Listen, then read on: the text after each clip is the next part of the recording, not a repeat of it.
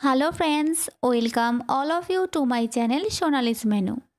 আজকের পর্বে আমি আপনাদের সাথে শেয়ার করব মিল্ক কেক রেসিপি।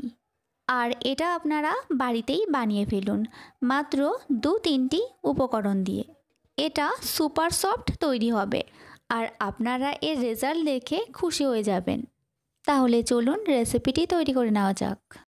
এখানে আমি 1 কেজি দুধ নিয়েছি আর দুধটা আমি আগে থেকে জাল দিয়ে নিয়েছিলাম। এখানে আমি একটা বড় কড়াই নিয়ে নিয়েছি। এবার এর মধ্যে হাফ চামচ ঘি মাখিয়ে নিচ্ছি। কড়াইতে ঘি মাখিয়ে নিয়েছি যাতে নিচ থেকে লেগে না যায়। এখন কড়াইতে দুধ দিয়ে দিলাম। আর আমার আজকের দেখানোর রেসিপিটি যদি আপনাদের ভালো লাগে তাহলে সাবস্ক্রাইব করে পাশে থাকা বেল আইকনে প্রেস করতে ভুলবেন না।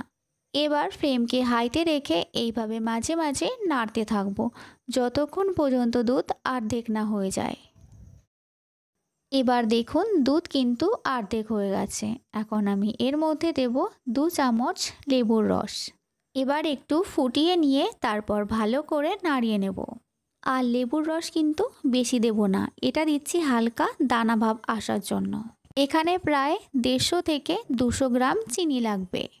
আর চিনি আমি একবারে দেব না, অল্প অল্প করে কয়েকবারে দেব। আর চিনি এইভাবে দিলে স্বাদটা ভালো হবে। এখন ফ্লেমকে মিডিয়ামে রেখে এটা এইভাবে বারবার নাড়তে থাকবো। আর এটা এইভাবে তৈরি করতে করতে আমি মিল্ক কেক রাখার পাত্রটাও রেডি করে নেব। এখানে আমি একটা স্টিলের পাত্র নিয়েছি।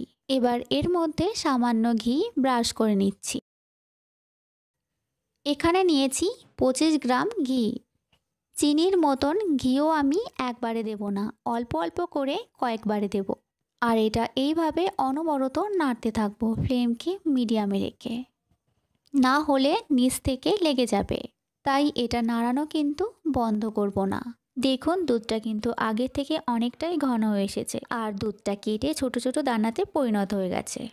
এখানে প্যান বসিয়ে নিয়েছি আর দিচ্ছি 1 চামচ ঘি। এবার এর মধ্যে দিলাম কেটে নেওয়া কিছু আমন্ড। এখন এটা ব্রাউন করে ভেজে নিচ্ছি। আমন্ডগুলো ভাজা হয়ে গেছে। আর এটা কিন্তু নাড়ানো বন্ধ করিনি, এইভাবে বারবার নেড়ে যাচ্ছি। আর দেখুন মিল্ক কেক কিন্তু প্রায় হয়ে এসেছে। এবার আমি গ্যাস অফ করে দিচ্ছি।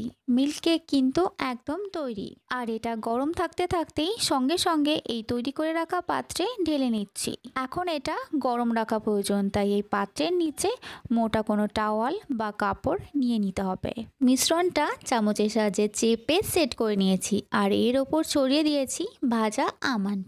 এখন ঢাকনা দিয়ে ঢেকে এর ওপর একটা গরম কাপড় চাপিয়ে দিলাম। তারপর এটা রেস্টে রাখবো 3 থেকে 4 ঘন্টার জন্য। 4 ঘন্টা পরে ঢাকনা খুলে এটা চেক করে নিচ্ছি। এবার আমি এটা কেটে নিচ্ছি। তো বন্ধুরা, আপনারাও এইরকমভাবে বাড়িতে মিল্ক কেক বানিয়ে ফেলুন। আর আমার একটাই অনুরোধ, এখনও যারা চ্যানেলটি সাবস্ক্রাইব করেননি প্লিজ সাবস্ক্রাইব করে নিন। আর আমার সমস্ত রান্নার আপডেট সবার আগে পেতে পাশে থাকা বেল নোটিফিকেশানটা অবশ্যই অন করবেন। সবাইকে ধন্যবাদ জানিয়ে আজকের মতো এখানেই বিদায় নিচ্ছি।